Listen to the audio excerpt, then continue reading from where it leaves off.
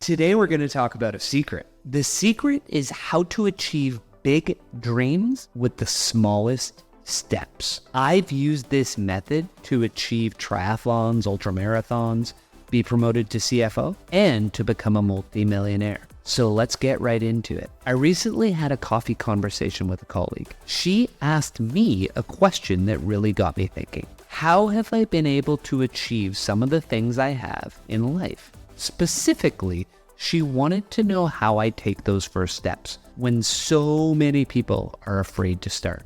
Think about it. The first step should always be the easiest, but it's often the hardest. She may have been referencing a post where I introduced myself and shared some of the goals I've accomplished over the last 12 years. I'll just name a few of them for you. Becoming a CFO, completing an Ironman, running ultramarathons, writing my first novel, launching a podcast, owning $10 million worth of real estate, building a multimillionaire net worth, all while being a husband and father to 2 sons. But here's the thing. What she forgot is that I'm 46 years old now. When you're 30, you can't compare yourself to someone who's 46. It's not a fair comparison. You're comparing your step F to their step Y. And if you're 20, it's even worse. You're still on step B. So why is this relevant? Because most of the goals that I've achieved in my life were achieved over the last 12 years. That means for the first 34 years, I barely achieved anything. I mean, that's not entirely fair. I'd laid the foundation. I became a CPA, earned a master's degree, got married and had 2 kids, was promoted to director of finance, and I owned a townhouse in a nice area.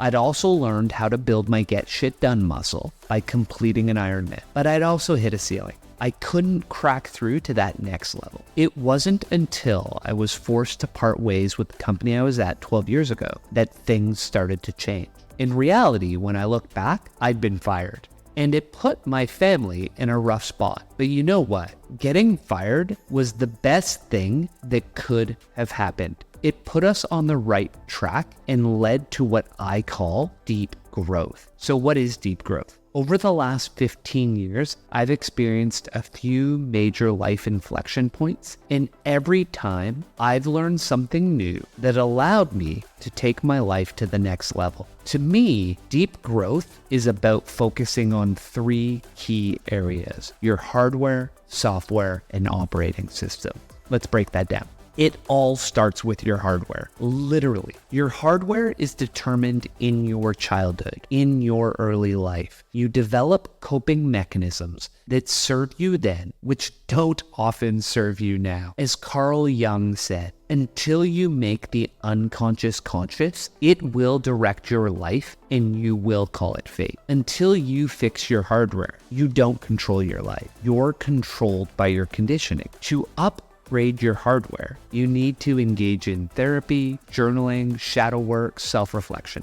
just to name a few. You need to understand your blind spots and what has shaped your life to this point. You can't change your hardware until you understand it. Software. Your software is your conscious thought, and seriously, most of us need to upgrade it. There's a quote by Robin S. Sharma that I love. The mind is a wonderful servant, but a terrible master. Upgrading my software was what allowed me to break through the barriers in my life. In fact, it's what allowed me to remove the concept of barriers altogether. David Foster Wallace once said that the choice of what to think about is essentially our greatest power. The exact same experience can mean 2 totally different things to 2 totally different people. The only thing that's capital T true is that you get to decide how you're going to try to see it. Think about that for a second. You have the power to choose what you think. You have the power to choose how you'll respond. It's why one of the books I recommend most often is Feeling Good, The New Mood Therapy. It taught me how to upgrade my software. Here are some things you can do to upgrade your software. Meditate, practice mindfulness, engage in breath exercises, practice thought auditing, study Buddhism and Stoicism. The last one I'll take you through is operating systems. Once you resolve your hardware and software, it's time to get to work on your operating systems. This is the easiest of the 3 areas, but it's also where too many people focus first, often to their detriment. They're totally consumed by the hacks and the shortcuts and the ways to get things done without actually doing the deep work to understand, are they working on the right thing? Are they working on what will serve them best? And are they in control of what they're working on? This is where you find the hustle brothers who are obsessed with productivity hacks and shortcuts without first focusing on what to focus on. As Peter Drucker said, efficiency is doing things right. Effectiveness is doing the right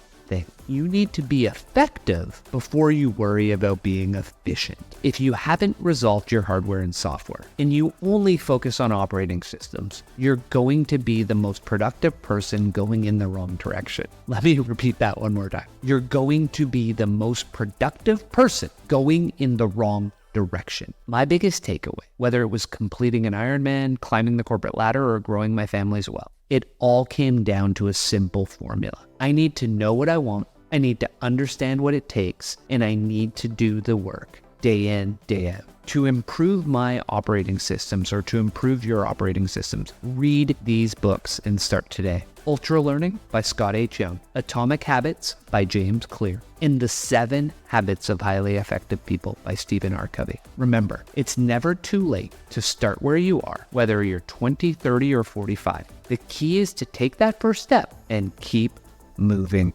forward.